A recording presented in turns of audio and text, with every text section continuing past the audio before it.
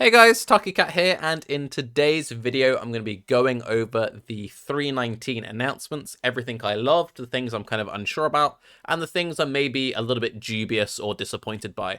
Before we get into that though, I have to say by far the most exciting thing is the announcement of ExileCon2. One of the really cool things about this job, but also one of the very lonely things about this job, is you make lots of friends across the world, and none of them live in London, so it's quite isolating. And the coolest part of the first XCon by far was getting to meet viewers and stuff like meeting Ziggy for the first time. It's someone I've worked with for years and years and years. I was quite fortunate to hang out with people like Rise and Niggy before. At other conventions, but yeah, meeting Octavian for the first time, meeting Ziggy for the first time. I got to hang out with Crip, which was a really cool experience. So yeah, the idea that ExileCon2 might be a thing, and then obviously I'm gonna have to work out same with tickets and stuff, but yeah, the potential to actually get to hang out with people again is cool. I might have friends. How exciting is that? But anyway, with that out of the way, let's talk about the actual 319 announcements itself. I have to say, for the most part, this is generally very, very promising. Very, very promising indeed. Usually when a Liga mechanic comes out, I'm kind of like, this seems good, this I'm not sure about. Sentinel, for example, while I ended up actually really enjoying Sentinel, looking at it, I was kind of worried. But this, I really struggled to come up with things that I wasn't all too keen on. The League itself looks super clean. It has a lot of elements from, it seems like roguelike game design. The kind of choose your own path, little puzzle elements, I think is very fun. I like the fact that it seems to kind of take some of the things learnt from Synthesis League. A lot of people have been begging for Synthesis League to come back. The whole like memory map system, but way, way easier to put together. And yeah, it just seems like a much more streamlined version of previous League mechanics we've loved, and leans on roguelike elements. That was something I really enjoyed about Ultimatum gameplay, and while Ultimatum isn't back, the Trial Master is, so that's really cool. So yeah, the League itself seems interesting. The reward structure seems cool. We get some nice crafting stuff. The idea of like these mirrored rings and amulets with crazy positive, crazy negative stats seems very interesting from a build defining point of view.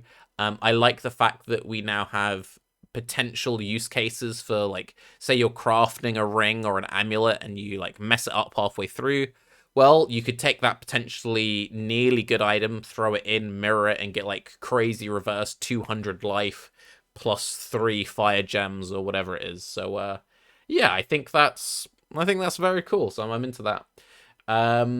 The past league reworks looks very promising as well.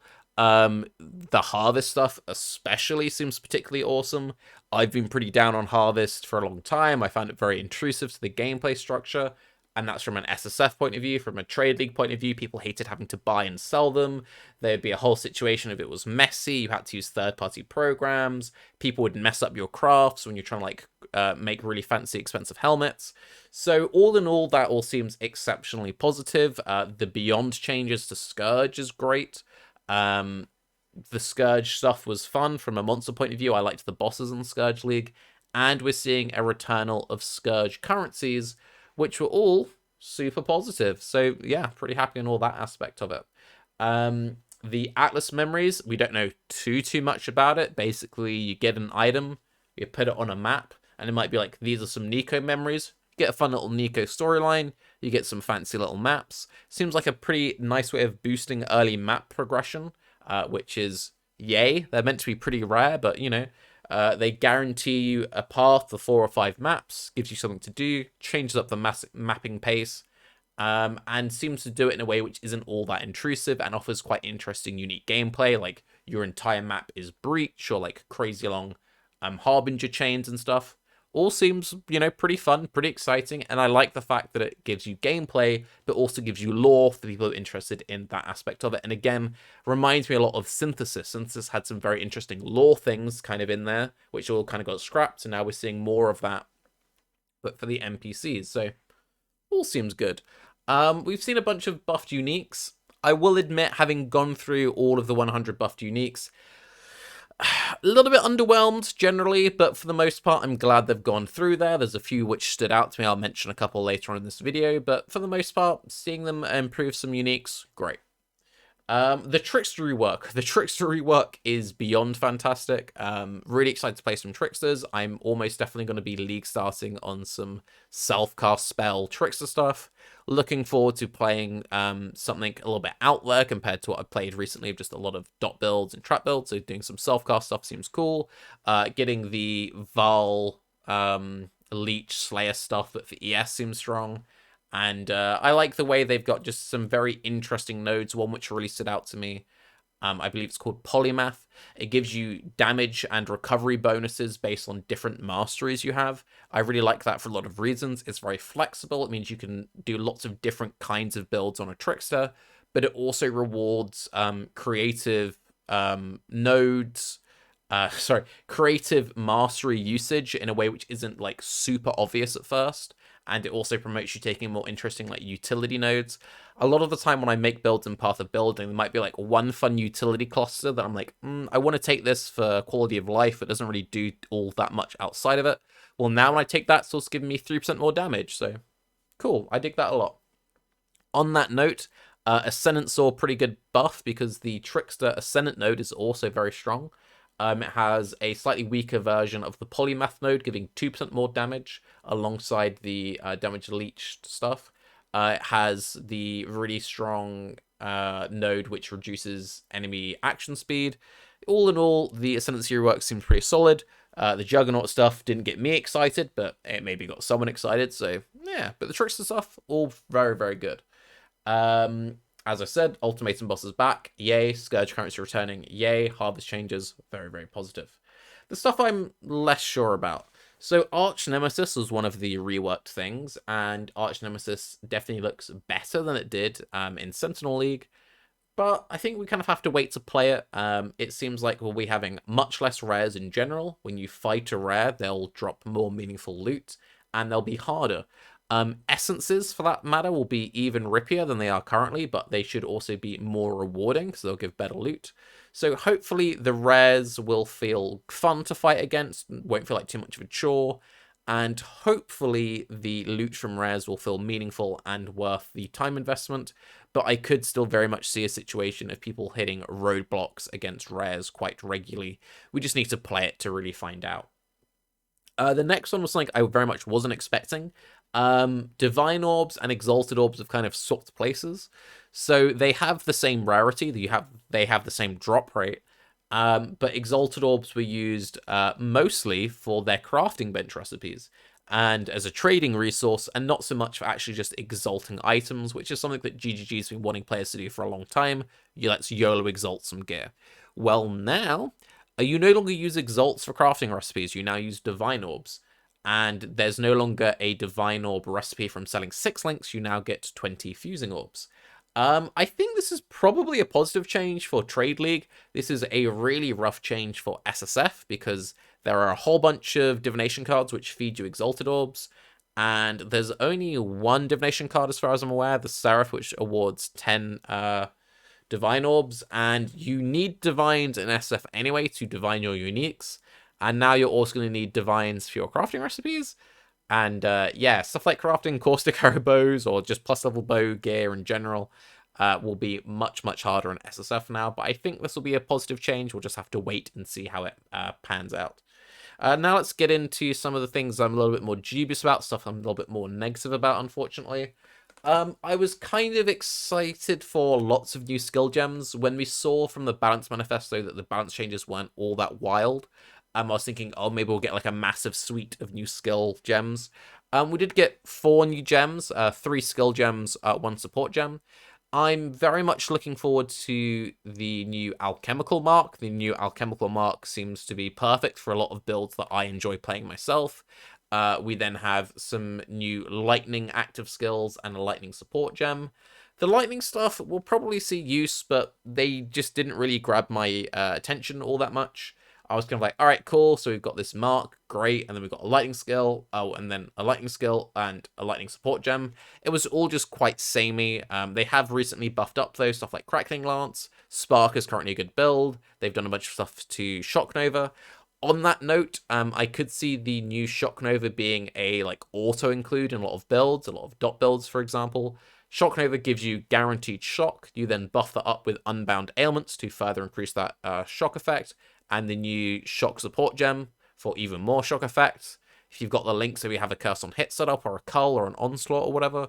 And it just seems like an easy way, if you have a spare 4 link, to shove like an extra 50% more damage into your build. Yeah. Always great to see new support gems and skill gems. The fact I'm excited to play with one of them is a good thing, but I was hoping for more in general. Not too mad on that.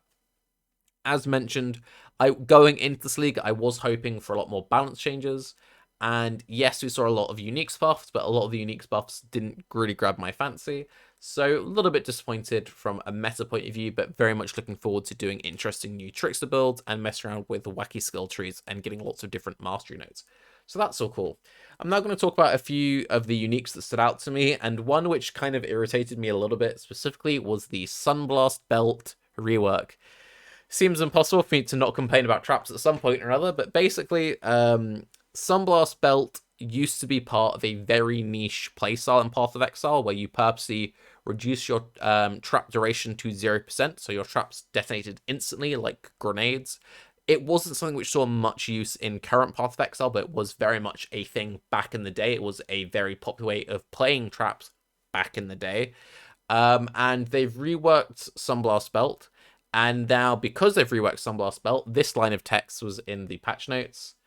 Solution: change sources of reduced trap duration to instead grant other stats, avoiding the Sunblast abuse case by making them slightly more powerful for other builds. I mean, abuse case, really? Is that what we're calling it? I don't know, that kind of irks me a little bit. Otherwise, though, I will just mention a handful of uniques that kind of grabbed my attention. First up, Duresso's Courage. That was a shield I use in Sentinel League on a low-life build. It gave a bunch of bonuses to block and spell block. Well, it now just gives a 100% chance to block attacks and block spells. So yeah, that is just very easy capped block and spell block. Awesome. Deerstalkers, I found quite funny. They remove the life from it to increase the trap support gem level from 11 to 15. Not worth it at all, in my opinion. As I said, I expected traps to get a bunch of heavy-handed nerfs because Seismic Trap was really strong. They've nerfed a bunch of traps off across the board and then nerfed Seismic Trap. So, yeah, who would have guessed? Dodri Scorn now gives a bunch of flat chaos damage per curse on an enemy. This is a massive buff if you're doing a Hex Blast build. Very much a niche thing, but very powerful for that build. And Hex Blast has been a very strong sleeper build for quite some time now. Imperial Edge now has a Energy Blade kind of effect, which is quite interesting. So maybe something to look into if you've always wanted to play an Energy Blade build, but always found it a bit underwhelming.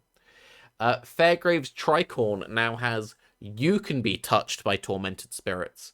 Very interesting. Maybe there's some sort of build where you spec your entire Atlas passive skill tree about having as many Tormented Spirits as possible, and then you suck up all the Tormented Spirits and get crazy buffs. Could be a thing. Could be interesting. Who knows? Seems interesting anyway. The new Rashkador's Patience gives guaranteed always free shock and ignite.